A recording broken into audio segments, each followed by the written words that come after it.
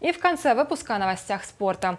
Международные соревнования по плаванию в холодной воде прошли под Хабаровском, в окрестностях поселка Переяславка. В этом году традиционный заплыв получил статус международного. Помимо спортсменов из Амурской области, Приморского и Хабаровского краев, в соревнованиях приняли участие гости из США и Франции. Рассказывает Стас Михайлов.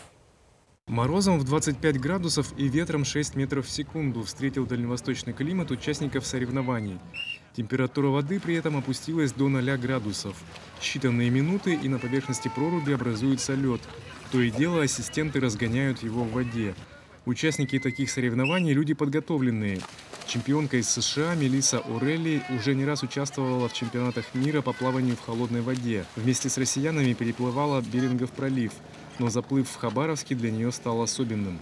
На Берингов пролив мы плавали по 10 минут, 10-15 минут, и вода была от 2 до 8 градусов. Здесь настоящая ледяная вода. Российским моржам плавать в таких экстремальных условиях не впервой. Уже 3-й год в Хабаровском крае проходят подобные соревнования, с каждым годом набирая популярность. В этом году участников уже в 2 раза больше, чем в прошлом. Многие приходят в зимнее плавание за новыми ощущениями. Я занимаюсь еще лыжами, триатлоном.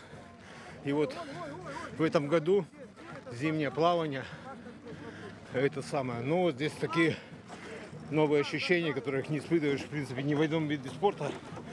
Особенно, в лыжах замерзаешь, а здесь по-другому мерзнешь совершенно. Но не все смогли завершить марафон. Из-за сильного мороза и ветра 3 участников сошли с дистанции. А лучший результат в марафоне у женщин показала американка Мелисса Орелли. Первое место среди мужчин занял Олег Докучаев, проплыв дистанцию за 6 минут 34 секунды. Стас Михайлов, НВК «Саха», Хабаровск.